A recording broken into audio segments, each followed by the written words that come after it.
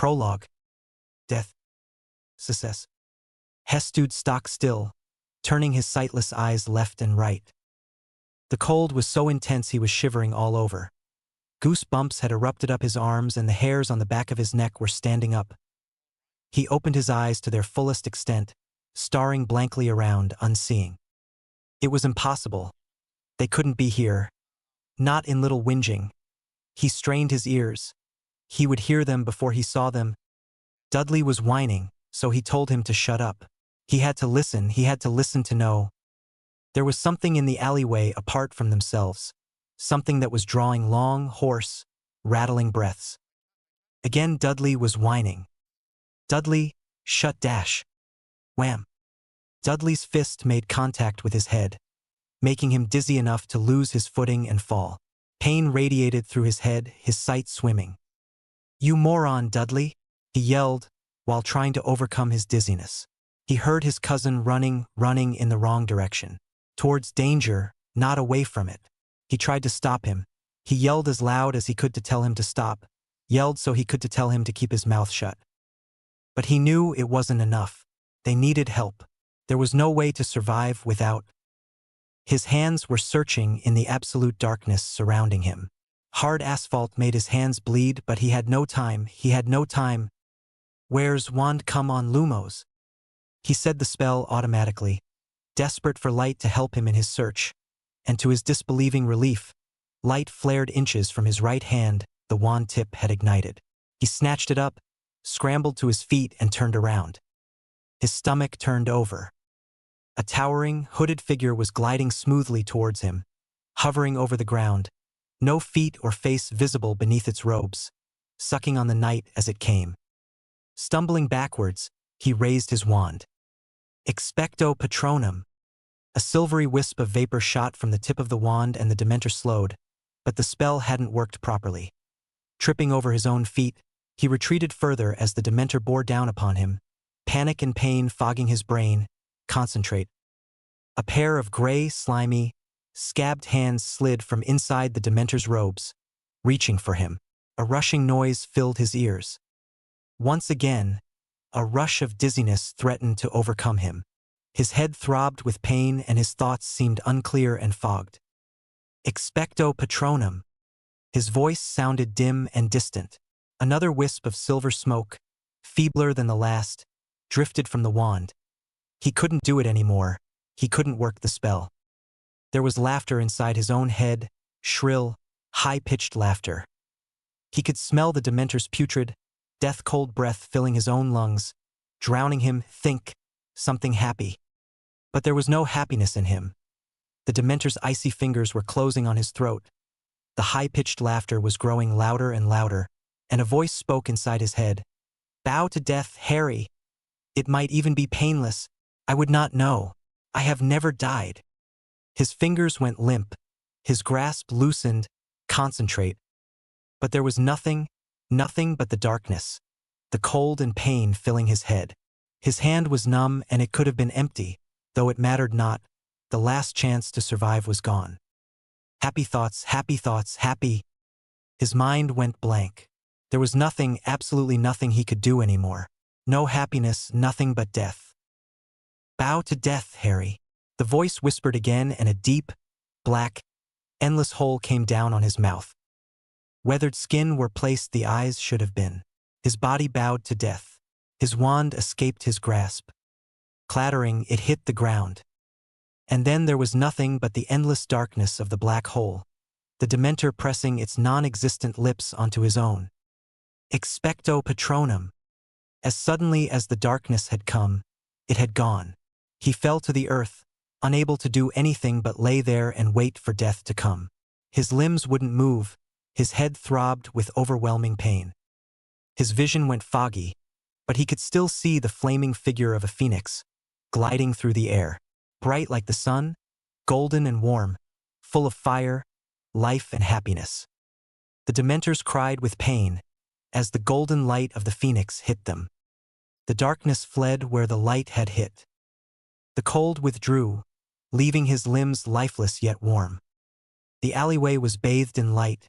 It was so bright it was as if it was imitating the sun. Red flames danced through the air, burning the black cloth of the Dementors, turning the cold to warmth. High-pitched screams escaped the lipless, endless holes, while claw-like death hands dispersed into ashes.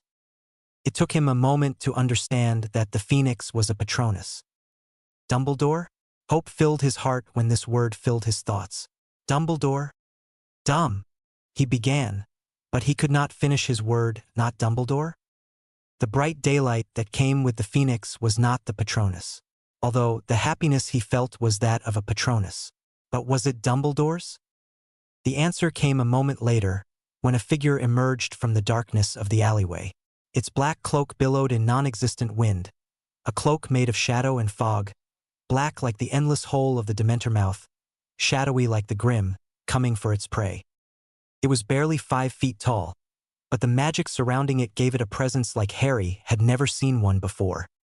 The wind was caressing its black hair that seemed to swallow the light, and its eyes glowed with death in the darkness, promising a soundless Avada Kedavra, more beautiful than Voldemort would ever be able to produce, promising green lightning to anyone brave enough to cross its path. Not Dumbledore. Not safe. Rescue. Had to rescue himself. His hands chafed at the rough asphalt, searching for his wand again. Do not give up. There was nothing but asphalt, dirt and darkness. His hands began to search faster and faster. His breathing hitched. He could not give up, not now, not after he could finally think clearly again. And while his hands were searching frantically, his eyes never left the deadly eyes in front of him, daring the figure to stay away, to let him go. But there was no way to escape this born predator. Pain shot through his head. Dizziness filled his mind. Can't give up. The figure drew near. Its hood prevented its features from being seen.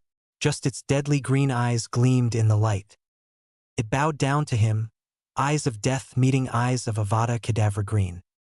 Bow to death, Harry. The voice was oddly warm, like a summer wind in autumn, tingling through the air like the unearthly voice of a high elf. It will be painless. I know, I have been there.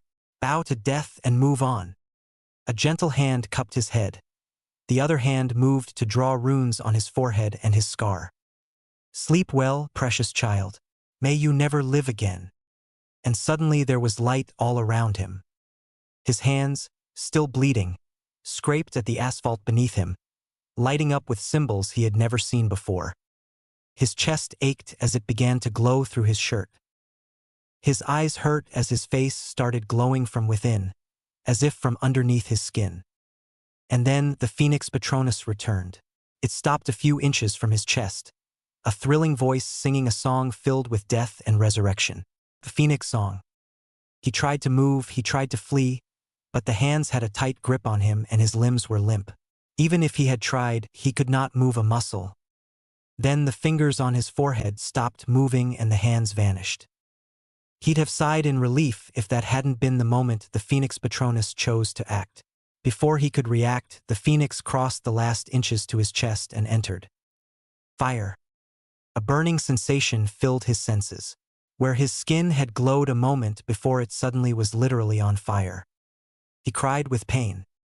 His body was turning to ash. He could feel it. It felt like he was being sucked through the eye of a needle, and then he was gone. He lost consciousness. Playing Harry. Success. A man emerged from the darkness of the alleyway. The figure was shrouded in a cloak which hid his face and actually made him appear as if he truly was nothing more than a shadow. If a shadow could stand upright and had gray eyes, glowing beneath a dark hood, that is. You know, the shadow said slowly, most likely, you're going to have some trouble because of the boy's spells. The other one, a man in his early 20s with black, unruly hair and eyes of an even lighter green than Harry's, had been shrugged. I may, he answered, but even if I do, handling it will be child's play. Sa. It is Harry now, the man corrected and snatched the vanished boy's lost glasses from the ground. You should become accustomed to it.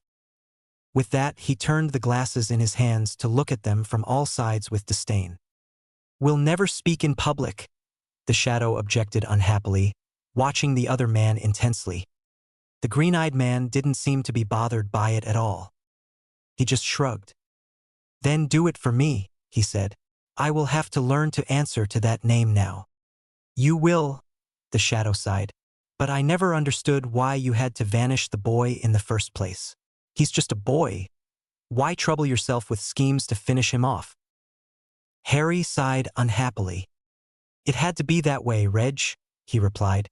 He would not have survived tonight. He was never meant to survive. That's what you say, Reg pointed out. Do you have visions to know such things? The young-looking man raised an eyebrow at that question. I do not, he answered, sighing. But I learned a long time ago that some things are unchangeable. I tried to rescue the boy before. I was unable to. I did not even find the place where the boy lived. Even when I knew where it was, I could not find it. And I could not rescue others I knew were about to die. Believe me, I tried. Oh, how I tried. Reg stayed silent after these words, a contemplating look on his face. It was clear that he actually hadn't expected the answer he'd been given by Harry.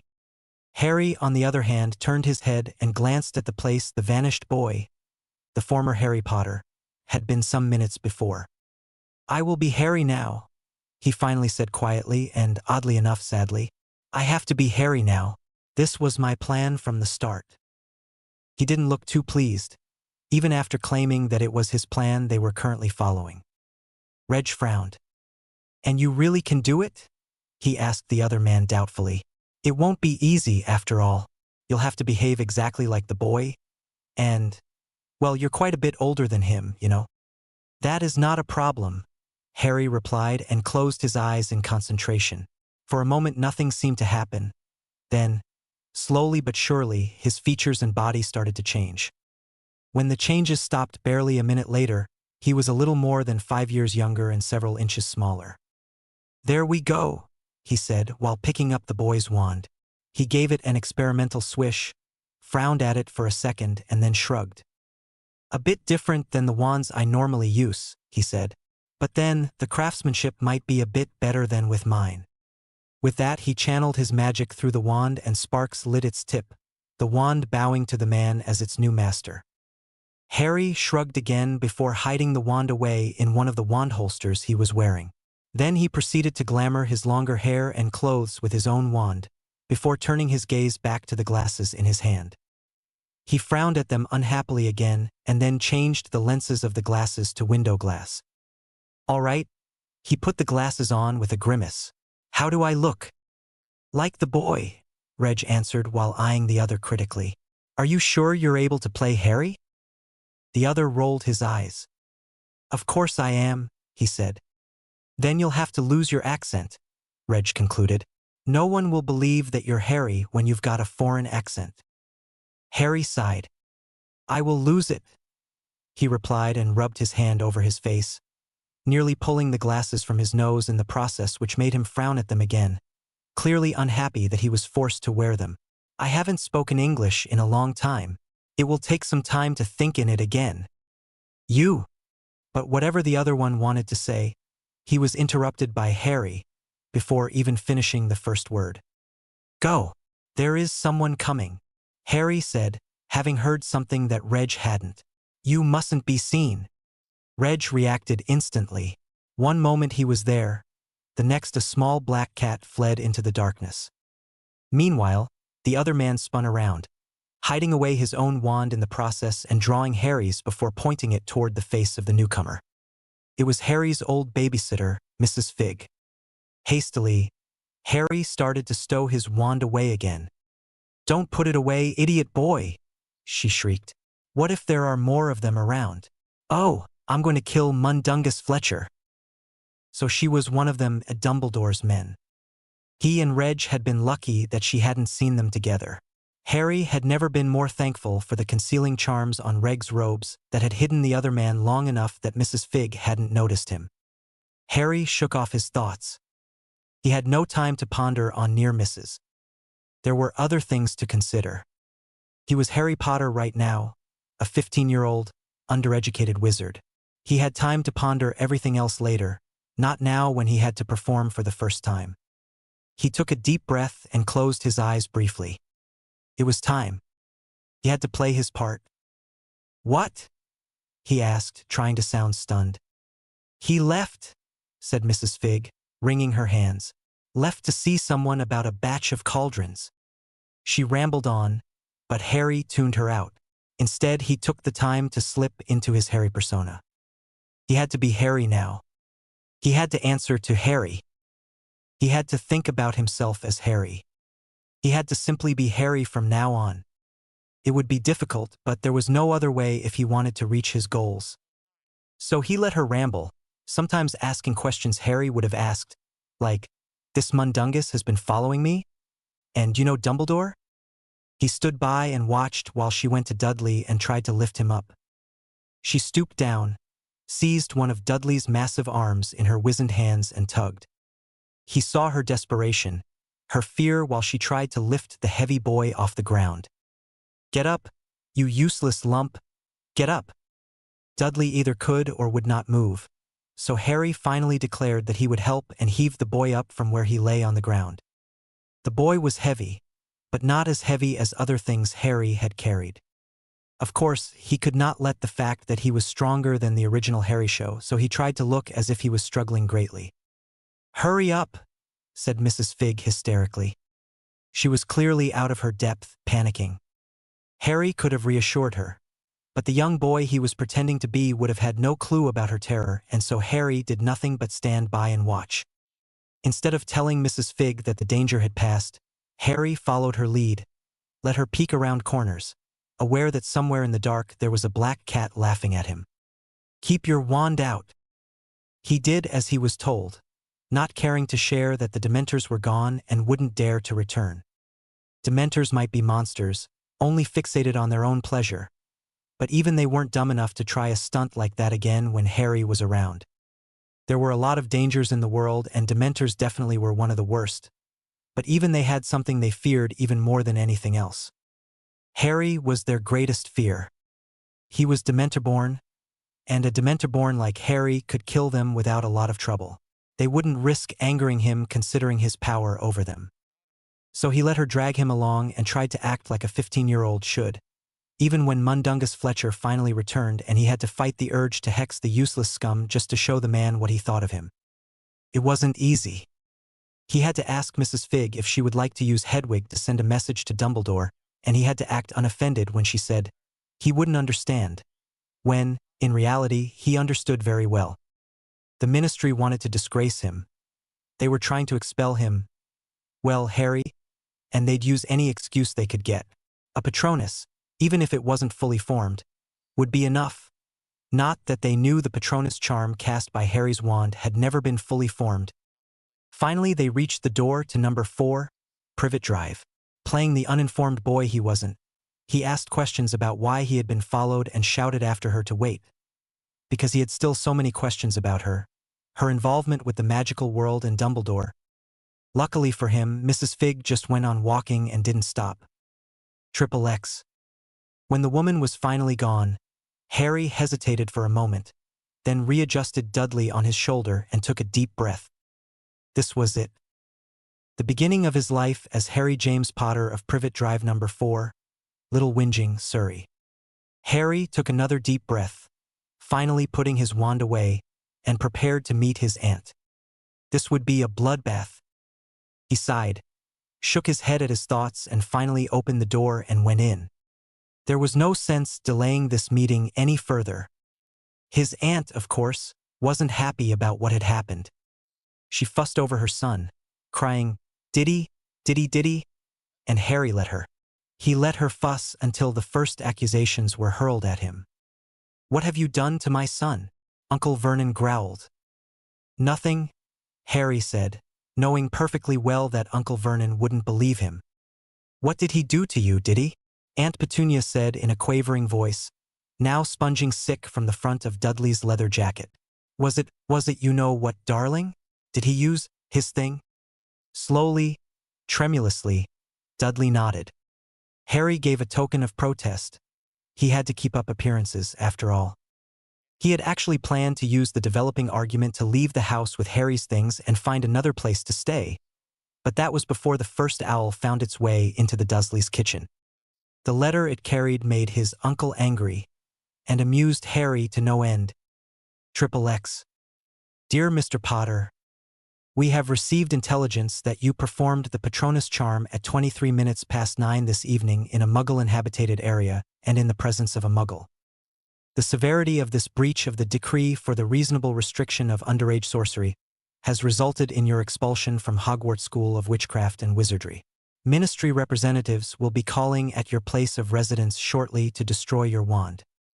As you have already received an official warning for a previous offense under Section 13 of the International Confederation of Warlocks Statute of Secrecy, we regret to inform you that your presence is required at a disciplinary hearing at the Ministry of Magic at 9 a.m. on the 12th of August. Hoping you are well. Yours sincerely, Mafalda Hopkirk. Improper use of magic office. Ministry of Magic. XXX. Harry read it and then he had to read it again. He was sure he misunderstood it, but the context didn't change with a second and third reading. He still read the phrases expulsion from Hogwarts School of Witchcraft and Wizardry, and calling, shortly to destroy your wand. They could not, would not. Again. Harry read the letter for a fifth time before finally believing it. They really had done it. Expulsion, he thought, calling shortly to destroy my wand. And then he cracked. He tried to hold it in, tried to not let it be seen by his relatives. But how he wanted to. How he really wanted to. Harry wanted to laugh. He wanted to laugh until he cried. The ministry was eager, so eager, to expel him, to disgrace him. Oh, how eager they were, trying to destroy him while playing right into his hands. A 15-year-old Gryffindor might have been unable to think clearly due to fear, but he was no 15-year-old, and he was no Gryffindor. He didn't fear their coming. He laughed at them and their eagerness to punish him for his crimes. And then he could not stop himself anymore. Maybe it was the stress from all the planning he had done over these last months. Maybe it was the relief after confronting the Dementors and being able to enact everything like he wanted it to happen, or maybe it was simply the huge weight that had finally been lifted off his shoulders just half an hour earlier when the other boy had vanished, never to be seen again. He didn't know which it was, or if it was all those things together. The only thing he knew was that it finally forced its way out of his chest in the form of laughter. He chuckled. "What is it now, boy?" Uncle Vernon sneered.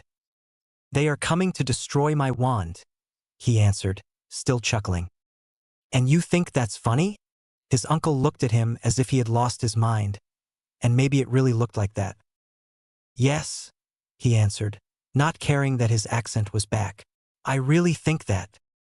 "So, destroying your thing, doesn't that mean they threw you out?" Uncle Vernon asked suspiciously. Yes, it does." Harry tried to calm himself, but it was nearly an impossible task. "So you think it funny that they threw you out?" Harry chuckled again at these words. "You don't understand the magical world, Uncle," he answered. "And it seems you are not the only one. They cannot throw me out, even if they want to. So you think yourself above your own kind, too, don't you, boy?" Uncle Vernon concluded, and Harry chuckled again. "I don't." He grinned at his uncle, wild and feral, adorned with gleaming green eyes and blindingly white teeth. "But they think themselves above all others." For a moment he paused, then his face darkened and his grin gained an evil edge. "They will pay for this." Uncle Vernon opened his mouth to reply to this, when the next owl collided with the closed kitchen window. "OWLS!" he yelled instead while Harry opened the window and freed the owl of its burden. It was another letter. XXX. "Harry, Dumbledore's just arrived at the ministry and he's trying to sort it all out. Do not leave your aunt and uncle's house. Do not do any more magic. Do not surrender your wand. Arthur Weasley." XXX. This time, Harry didn't even try to suppress his laughter. Let his relatives think him mad, Harry was far too amused and swamped with other feelings to care about their thoughts. His teeth gleamed in the kitchen light while he laughed openly at the writer of the letter. Poor old man Dumbledore. Dumbledore was going to sort it all out? Oh yeah, he would. He would not lose his pawn. Oh, poor Dumbledore, who didn't know that his pawn had perished tonight.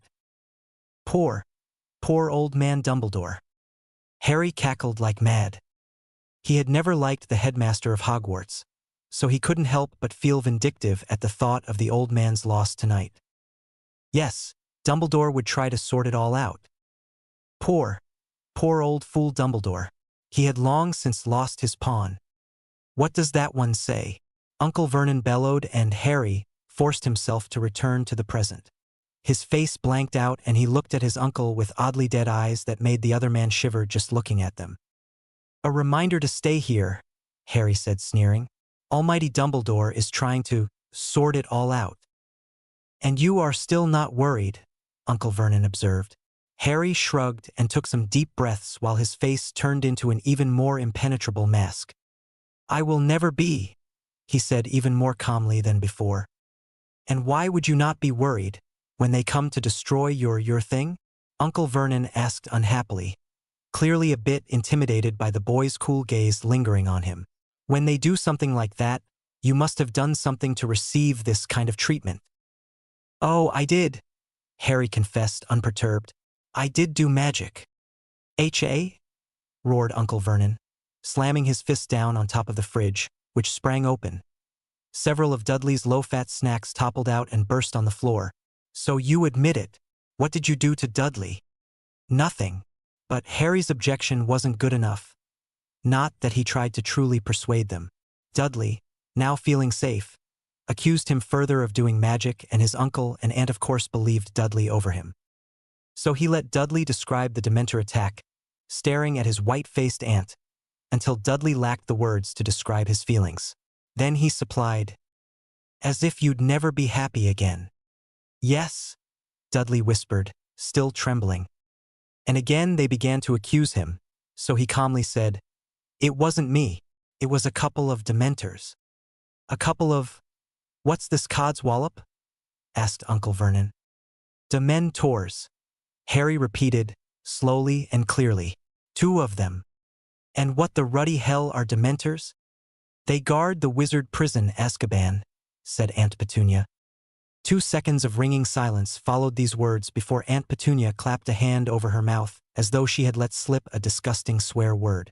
Uncle Vernon was goggling at her. Well, that was something that Harry had not expected. His aunt knew of Azkaban? How'd you know that? He asked her, astonished. Aunt Petunia looked quite appalled with herself. She glanced at Uncle Vernon in fearful apology, then lowered her hand slightly to reveal her horsey teeth. I heard that awful boy telling her about them years ago, she said jerkily. And suddenly he knew from whom she had learned it. Still, he could not resist saying something that he knew as false just to see her reaction. If you mean my mum and dad, why don't you use their names? To his disappointment, she didn't answer. Instead, he had to watch while Uncle Vernon confirmed the Dementor's existence with his wife, Boring. And then the next owl came, and while Uncle Vernon slammed the window shut again, Harry opened the letter. XXX. Dear Mr. Potter, further to our letter of approximately 22 minutes ago, the Ministry of Magic has revised its decision to destroy your wand forthwith. You may retain your wand until your disciplinary hearing on the 12th of August, at which time an official decision will be taken.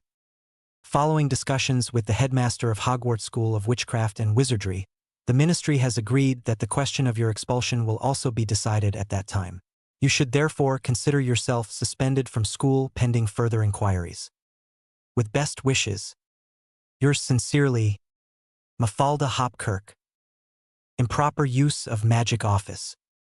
Ministry of Magic. XXX. This letter nearly started another burst of laughter.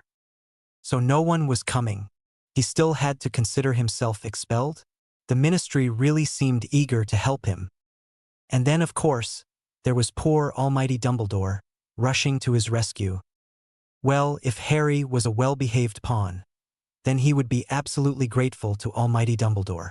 But he wasn't, and so he could only try to hold back another laughing fit that tickled his throat. Yes, almighty Dumbledore had stopped the Aurors from coming and destroying his wand. How lovely of him! How grateful he must be for this unnecessary help. Of course, He would be a well-behaved little pawn, staying here and waiting for rescue. Almighty Dumbledore, poor Harry will grovel to your feet, licking your shoes and trying to serve you. Harry forced himself not to crack up again. Oh, how he would love this game. Oh, how he would love to grovel and to blow it all up in Dumbledore's face. And then the Ministry. Well, said Uncle Vernon, recalling Harry to his surroundings. I've got to go to a hearing, said Harry. And they'll sentence you there? I suppose so. I won't give up hope then, said Uncle Vernon nastily. Well, if that's all. But of course it wasn't. It took another explanation, another letter from his godfather simply telling him to stay home, and a howler after Uncle Vernon tried to throw him out until it was over. XXX. And now Harry was lying on his bed, sighing. What an awful day to start being Harry. He suddenly wished he had never vanished the boy. Not that that had been an option. So he was lying on his bed, after he had written letters to Ron, Hermione, and Sirius, waiting for Hedwig, and repeating one sentence in his mind. One sentence that was still troubling him. But he needed to believe this sentence. His life might later depend to it. He had to get that right. And so he lay in the darkness, repeating one sentence over and over again. I am Harry James Potter, son of James and Lily Potter. I am Harry James Potter, son of James and Lily Potter. It sounded foreign in his own ears. It simply sounded wrong, and it was wrong. His name wasn't Harry James Potter. It had never been. But for now it had to be. He had vanished the other boy and taken his place. And that included taking the name. I am Harry James Potter. I am Harry James Potter. Oh, how he hated that name. Harry was an awful name for a wizard. It definitely wasn't a proper wizarding name. It might be a good mundane name, but as a wizard all that counted was ancestry. And the name Harry was too young in the wizarding world to show great ancestry. There was no way that Harry was a proper wizard name. And Harry's parents had known that. The only one who didn't was Harry himself. I am Harry James Potter, son of James and Lily Potter. I am Harry James. But I am not. This time he said it aloud, needing to hear the truth, even if it was just for a single time. I might have to call myself that for the next months. But there is no way I ever will be a foolish Gryffindor like you. I am not Harry James Potter, and I hate being called Harry. Felt good to rant, even if it didn't help him at all. He'd have to get used to being called Harry. There was no way to get back the name he had left behind today. You have planned this for the last decade, he told himself. You will not back out now when you have finally nearly reached your goal. Just a little bit longer and you will finally have the revenge you longed for the longest time. They will not cross you again. They will not use you again. And it will be a bittersweet revenge when their own pawn delivers the final blow. And because of that, he had to endure being Harry for the time being. It was all for the greater good after all. He grinned like a lunatic when he reminded himself of that. Oh, how he'd love to throw this sentence back at its owner. In that moment Hedwig swept in and Harry stopped his rambling. Hello, girl, he said instead and waited until Hedwig greeted him like an old friend. I have some letters for you. Would you please carry them to Ron, Hermione, and Sirius? She nipped his finger and took off after he had secured the letters. Harry went to his window, looking out and following her flight with his eyes until he couldn't see her anymore. Then his gaze turned to the ground where a black cat was sitting, looking up at him. He winked and then stared into the night again, waiting for the black cat while it climbed up to him.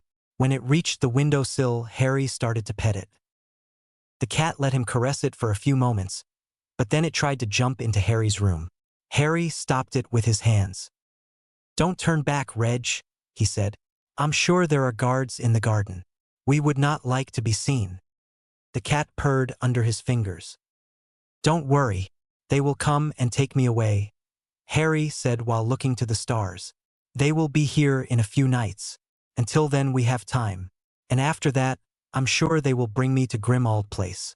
You just have to stay hidden until I can let you in. The cat rubbed its head on his hand. I will have to carry you in because you won't find it alone, but that's all right. I will do it as soon as everyone is asleep on my first night there. The Fidelius might stop you from finding it and I from speaking about it, but you know where it should be and I won't have to speak about it to bring you in. Just be ready. I think you will see me arrive. Wait for me there. The cat purred again. Then it stood up and left him the same way it had slipped in. Harry grinned. The ministry would be very sorry when he was finished with them. Very, very sorry, a twisted message. Success. It had been a very quiet morning for Barnabas Cuff, chief editor of the Daily Prophet. Well, that was until Rebecca Amarin, his security editor, entered his bureau carrying a piece of parchment in her hands. "Becky," he said, looking up to greet her with a grin as she frowned. He knew she hated to be called Becky, and because of this he could not resist doing exactly that. "What brings you to me today?" She stared at him for another second, willing him to take back the nickname, then sighed. "Grizzle," she said. Now it was Barnabas who frowned. "Grizzle Hertz?" he clarified. Grizzle Hertz was one of his advice columnists and also the woman who checked his mail every day. "Did someone try to curse me with a letter?" "No," Becky shook her head. "But there is a letter addressed solely to you. And it's from one of our readers." Well, that was a new one.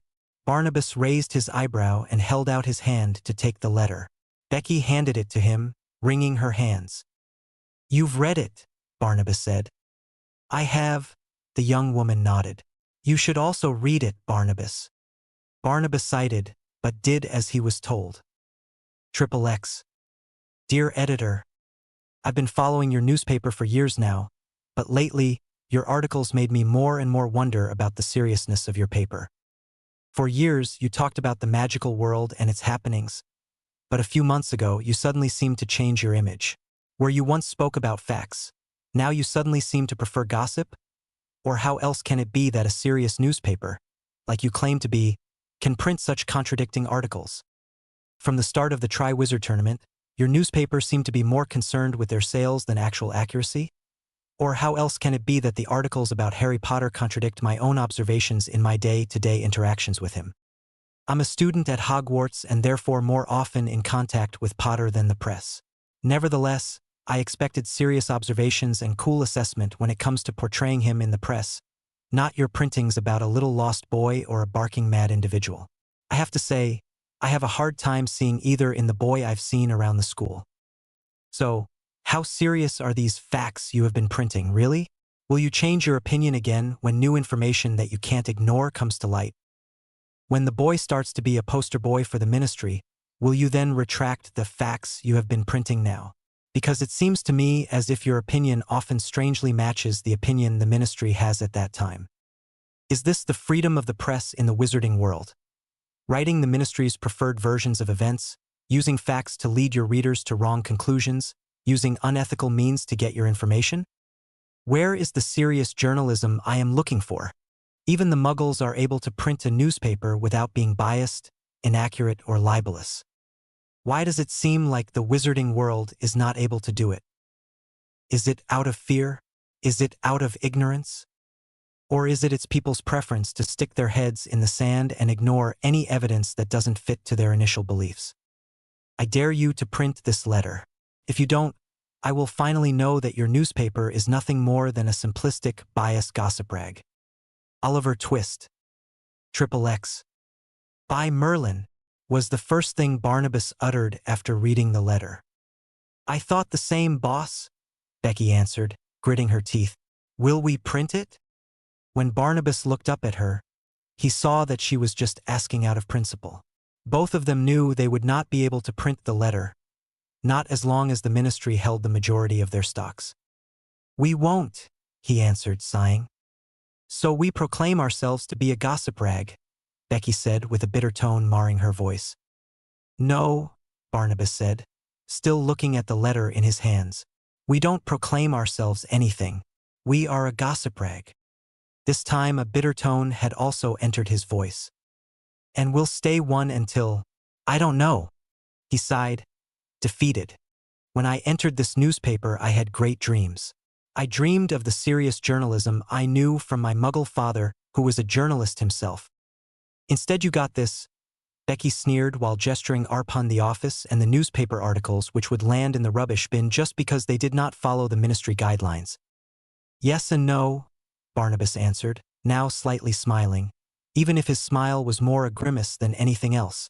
When I entered this newspaper, we were printing serious news, he clarified. Then why? The Weasley family was one of the major stockholders in our newspaper, Barnabas answered, sighing. They had to sell their holdings when they suddenly had money problems. I still don't know how that happened, and after that, well, there is no one who can hold the Black stocks at the moment. Not until Sirius Black gives up his right as the heir of Black or dies.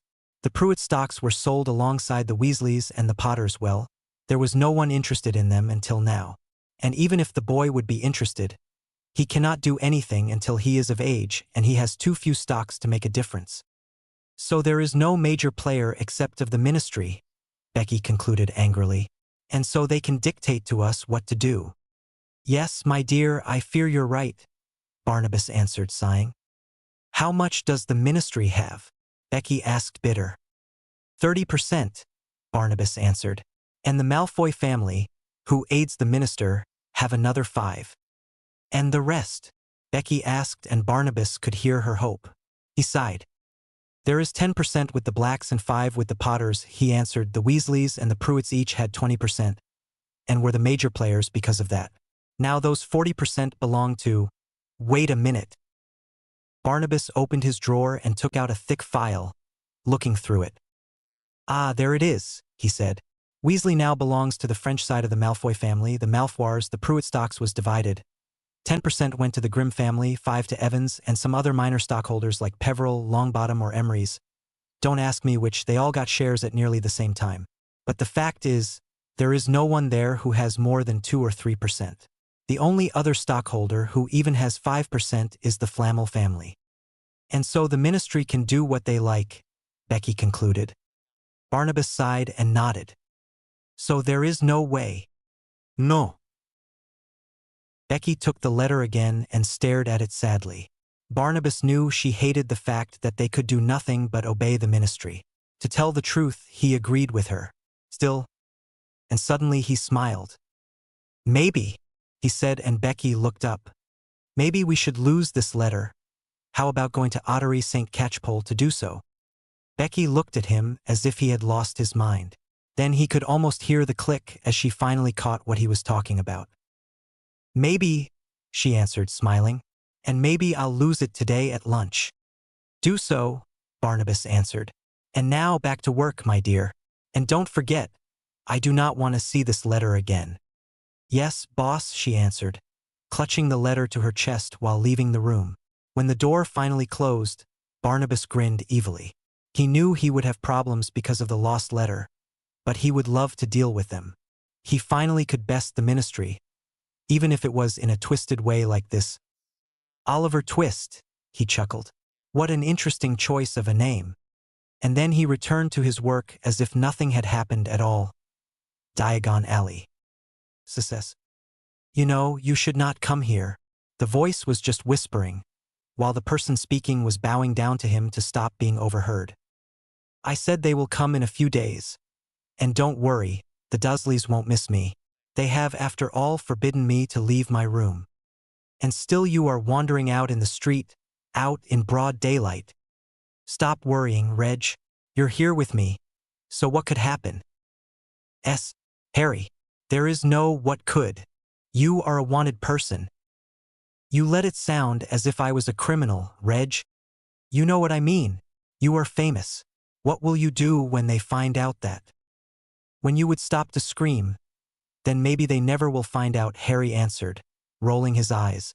I am wearing a glamour, Reg, and I am also wearing my normal clothes. There is no way they would connect me with Harry Potter. Could you not just have changed back to normal and come here like that?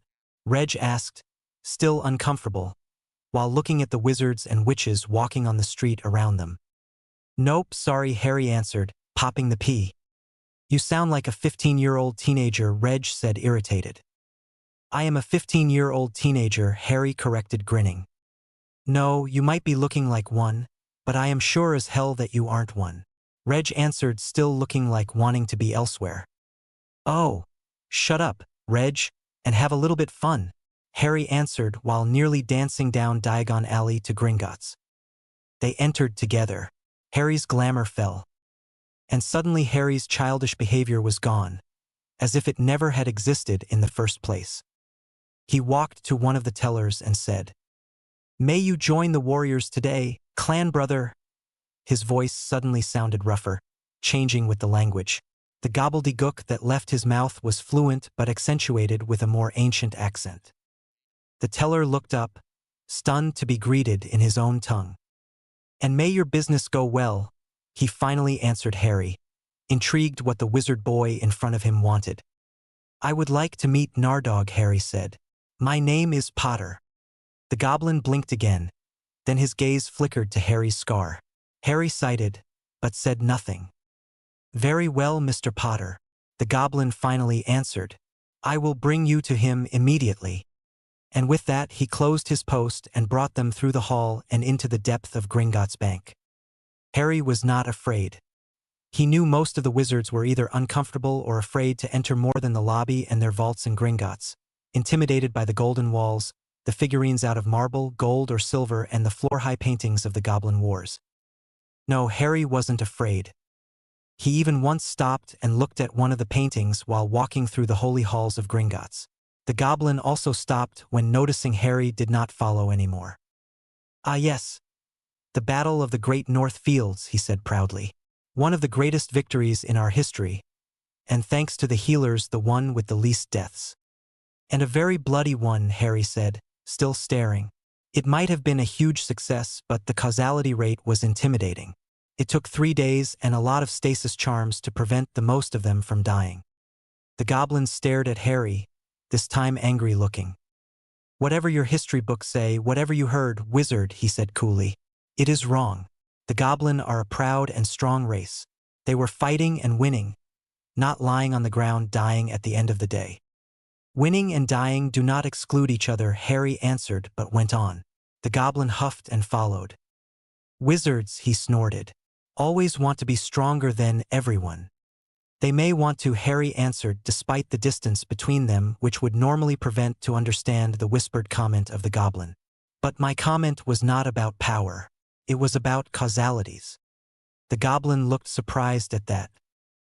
"Don't you think, talking about goblins dying in masses while fighting against your kind and putting our race down, isn't quite the same?" he asked. Harry shrugged. "My kind never fought against goblins, so maybe it might be the same." The goblin opened his mouth to tell Harry that they had fought against wizards before the painting was clearly showing it.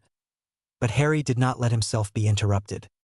"But it is not when talking about the war against the wizards," he continued, "having lethal wounds and surviving it. That's not about weakness, that's about strength." The goblin shut his mouth. Then he finally uttered, "You have a strange way of thinking, Mr. Potter." "Normally the people around me get eventually used to it," Harry answered casually. "Maybe it's because I am an old one. Maybe they all think differently than the rest. That even would explain some of Uncle Nick's behavior, I think." The goblin stared at him, but before he could utter another sentences, he was interrupted by Reg. "Or maybe it is just you," Reg answered Harry. "Being a child all over again could have done something to your brain, after all." "It could," Harry answered grinning while following the goblin through a door. "But then I would have gone crazy way before now." "Maybe you have." Before Harry could answer, a second goblin entered. "Mr. Potter, I presume," the goblin said, inclining his head. "Nardog," Harry answered, bowing. "Have you fought today, my friend?" The answer was a grin. "I had a blessing challenge," he answered the question.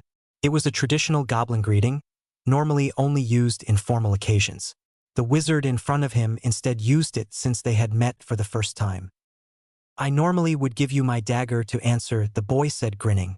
"But today I am not equipped with it, so an invitation to train with me will have to do." At that, Nardog raised an eyebrow. "No dagger today?"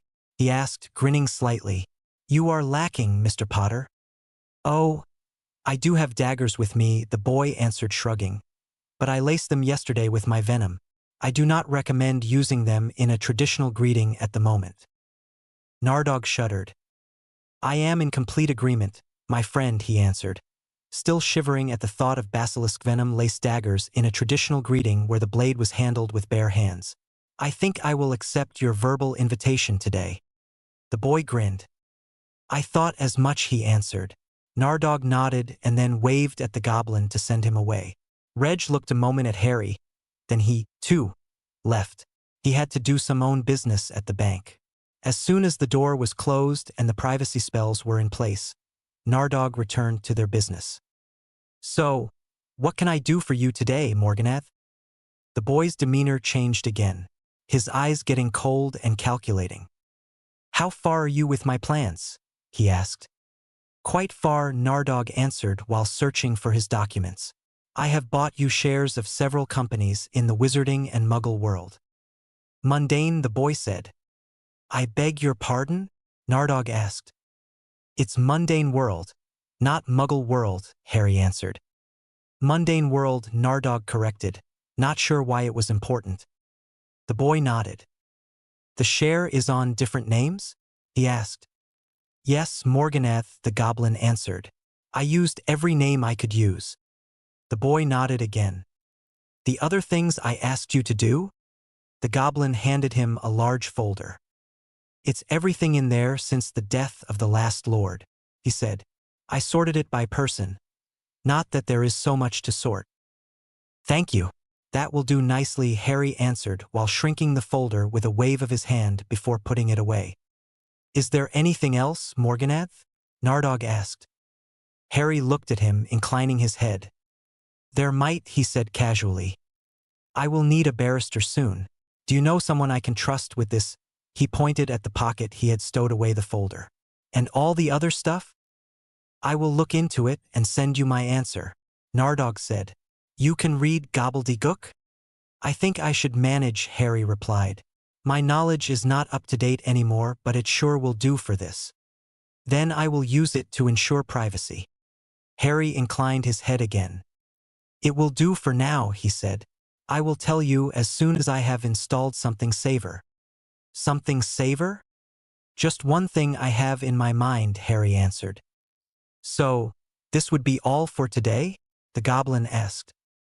Harry pondered, then he nodded.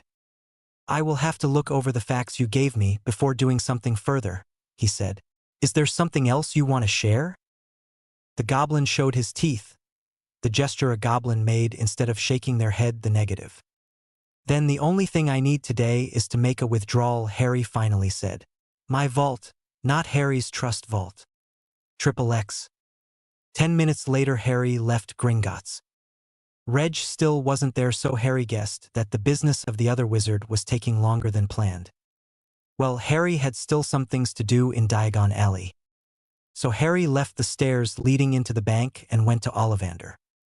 The room he entered hadn't changed at all since the last time he had been there, the time he had been 11 and started Hogwarts. It was still packed with wands, old, dusty, and lit in dim light. But there also was a difference to the last time. Last time the old Ollivander had been able to surprise him.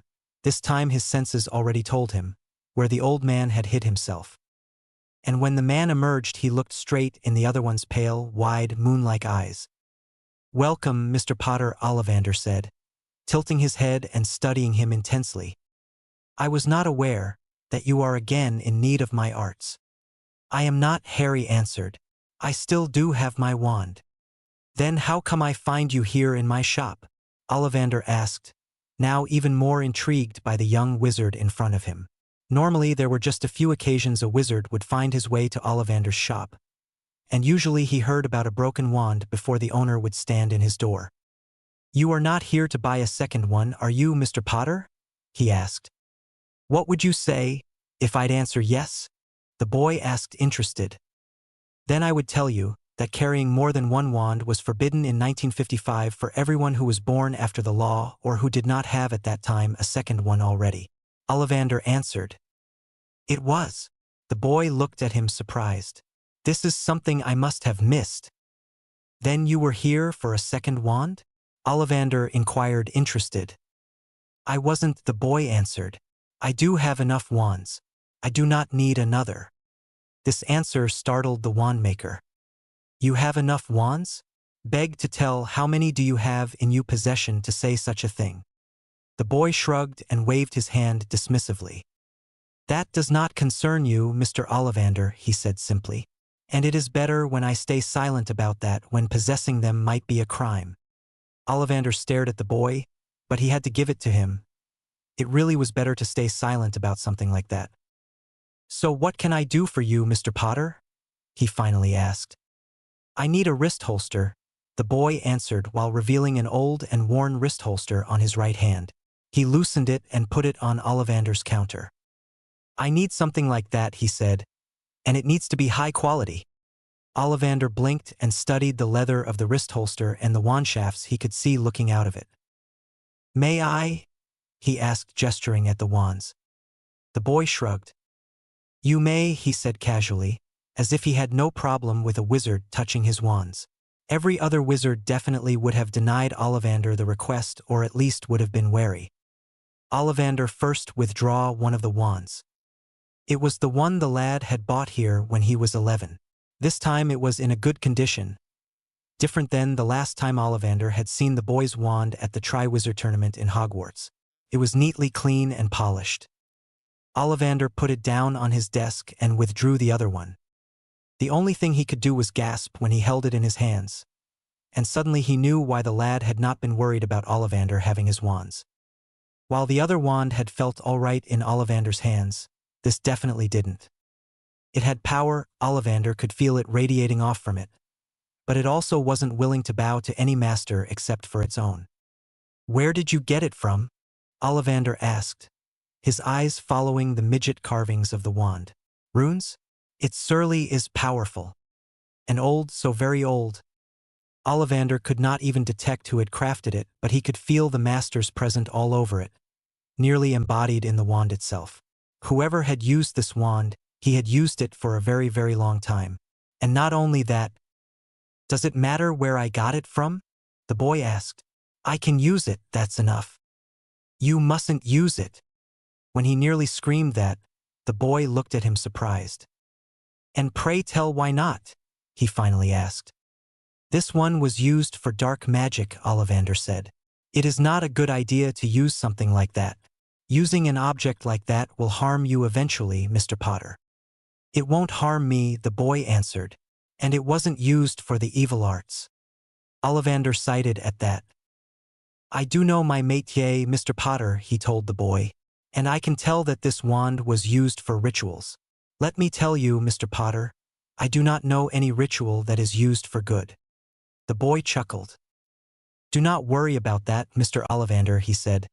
There is always something in the world you do not know, but I guarantee you, this wand was never used for evil. It might have killed, it might have healed, but it never was touched with the essence of true evil. Ollivander wanted to protest, but was cut off by the lad.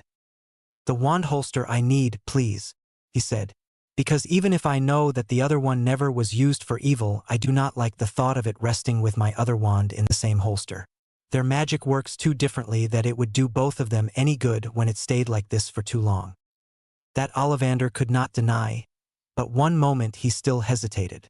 Then he sighed and took out his wand holsters. What kind of holster do you like? He asked. There are some with some practical spells on it. I want a plain one, the lad answered, and Ollivander raised an eyebrow. This wand holster also isn't plain, he finally said, gesturing to the holster on his counter. It isn't, the boy answered, but I can do these runes by myself. I just don't have the time to craft the holster also. Ollivander stared at the lad, surprise in his eyes. Runes like that aren't easy. To be able to do them, you must have not less than Newt-level ancient runes. I don't think you're old enough. Don't worry, I am able to, the boy said, and to Ollivander's surprise, he suddenly could not even doubt the boy. Whatever had happened in the last 5 years, the young boy in front of him had definitely aged beyond his years. So you just need one holster, or will you replace that one? He pointed at the worn holster on his counter. Just one, the boy answered. I don't want to replace the other one just yet. It belonged to someone dear to me. I will use it as long as I can. Ollivander guessed that the holster was one of the boy's parents' ones. He could not blame the boy for wanting to keep it. The boy paid, put the old wand holster with the old wand in it back on, and then the other one right beside the old one with his own wand in it. Then he walked out. Ollivander's gaze followed the boy out in the sunshine. For one moment Ollivander thought that he saw a dead man waiting for the boy. "Do you have it?" the boy asked the dead. "I do," the other answered. "It took some time, but I got it." "Stow it away until later," the boy commanded. "Best would be near you know where." Then Harry Potter and his companion vanished, operating away, even if the boy should still not be able to. Ollivander blinked again, and then it dawned to him that he just had witnessed something from greater importance he had ever seen. A secret buried deeper than all other secrets he had ever come across. "Maybe today is the day I should actually forget something," Ollivander reasoned. "I think I don't want to be in young Mr. Potter's way if he decides to act by himself." And acting he would. Ollivander could not see the future, but this was written clear as day on the month that would follow turning Dobby. Success. Harry and Reg instead returned to Surrey, to a playground not far from Harry's home. There Harry looked around, but the day was a rainy one, and so no one was on the streets. "Well, that should do," he said, pulling out a third wand and erecting spell walls to prevent from noticing and listening. "What are you planning now, Harry?" Reg asked, looking interested at the building magic. "Those are awesome. Some of them even I don't know. And I am hiding for 15 years now," he commented, looking at the wards Harry was setting. "I may teach you sometime," Harry answered distractedly. "But now I have to do something else.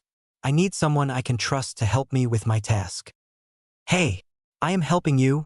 Do you want to say you can't trust me?" Reg said, hurt. "I know I can trust you," Harry answered, shaking his head. "You have been helping me ever since I rescued you. So why shouldn't I trust you?" "No. I need someone who can enter everywhere and is nowhere found. I need a perfect spy and a loyal friend. As helpful as you are, even you have trouble to enter somewhere unnoticed." "Well, yes," Reg said. "But your description, how about creature? He is the old house elf of my mother." "And he is bound to your brother," Harry answered. "No good." Yeah, but..." "Don't worry. I know whom I want," Harry said and then called, "Dobby." The next moment there was a crack and the crazy little house elf appeared. "Harry Potter, sir, is calling?" he said, looking up at Harry. Yes, Dobby," Harry answered, suddenly not all too sure what to say. Are you still a free elf, Dobby?" he finally asked. "Of course, Harry Potter, sir," Dobby answered. Dobby likes being a free elf over being Master Malfoy's elf. Yes, Dobby does. "So there is no way that you will return in the service of a magical being to replenish your magic?" Harry asked curiously. "Do you want to die?" Dobby blinked. "Harry Potter, sir, knows how house elf magic is working?" he asked, astonished. Yes, I do." "So Harry Potter, sir, called to bond?" Dobby clarified with a nearly mad gleam in his eyes. Yes," Harry answered. "And I wanted to ask you to also ask Winky if she would like to join. I need some loyal house elves to help with my quest." "Harry Potter, sir, has need for Dobby and Winky?" Dobby asked again. Then he suddenly grinned. "I's be right back. I's be fetching Winky." And with that and a loud pop he popped away again. "So that's your master scheme," Reg said, grinning. "Mad house elves. I need someone who can contact me everywhere and without being noticed. Of course I had to ask house elves. And about the mad thing, you need to be at least a little mad to follow my scheme. Don't you agree, Reg?" Harry answered while an evil grin flickered over his face. "Hey!" the other one exclaimed, but Harry just continued to speak. "I might have been able to work alone until now, but now I am returning to Hogwarts and the hot phase of my plan is starting. I need someone who can get my correspondence to me or bring me somewhere I am unable to go by myself." "So you are hiring 2 house elves," Reg stated. "Why 2? "Because they are free," Harry answered, shrugging. "And I might need them both." "I know you better than that, Harry," Reg said. "So, why 2? To spy on my favorite target, of course, Harry answered. And all the others involved with him. Maybe we will find some other allies on the way. Reg cited while shaking his head. Don't you know enough already? It's better to be prepared, Harry answered. I might know thousands of things about my enemies, but it's really better to still spy on them. They might change their way without you knowing when you don't. What are you, Harry? A super spy? Harry grinned. Nothing like that, he answered. But I have fought enough in my life to know that you need as much information as you can get. And sometimes such information will provide you even more than knowledge. There might even be some allies you can find while spying on your enemies. You are mad, Harry. Definitely, absolutely mad. Reg commended, shaking his head. Why, thank you, Harry answered, but was unable to say anything more because at that moment there was a loud crack and the elves returned. I's been cleaning, Dobby, Winky cried, trying to free her arm from the other elf. Why's you bringing me away? Harry looked at the female elf. She looked dreadful. She was wearing a dirty yellow dress and had big bangs under her bloodshot eyes. In her hand was a dirty rag, what she had maybe used for cleaning just a second before. I's been cleaning. I's been cleaning, she cried, sounding desperate and angry. And I'm sure you have done well, Harry answered to her desperate cries. Winky stopped abruptly with repeating her phrase and looked at him. No, she told him, big tears quelling out of her eyes. Winky's a bad elf. Not cleaning good enough. Good enough for me, Harry answered, extending his hand to her. I want you in my family. Winky stared at his hand, then at him, unable to understand at first. Then comprehension filled her eyes and they went huge. Yous cannot want me, kind sir, she told him. I's been a bad elf. I don't believe that, Harry answered, still holding out his hand to her, and I still want you. Again Winky stared at his hand and then at his face, and suddenly her own face lit up, the despair vanishing. Yous want Winky, kind sir? She asked. Yous want Winky as your house elf? I do, Harry answered, still extending his hand. And finally, with a face as bright as the sun, she took his hand. Be part of my family. Be part of my home. Service for magic, loyalty for loyalty, friendship for friendship, advice for life. So MOT it be. Harry hissed softly. Winky's eyes went huge. Harry knew she had not understood his words. They were Parseltongue after all. But she knew exactly what he wanted from her.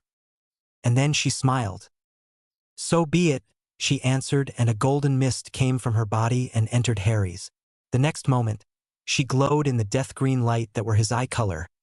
Then the light vanished and a very happy and healthy elf stood there instead of the desperate being before.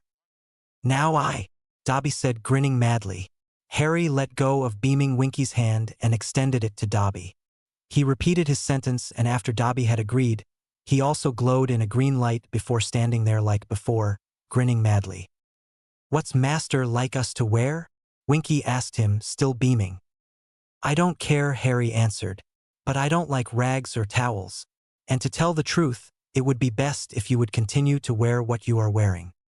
Winky blinked at that, and Harry could see that she was unsure what to think about that. I will need you as spies and correspondents in Hogwarts without the headmaster or any other knowing about it, he explained. When the need to hide will end, we will choose what you will wear for the rest of the service time. Master Harry not likes Dumbledore to know we's being his house elves?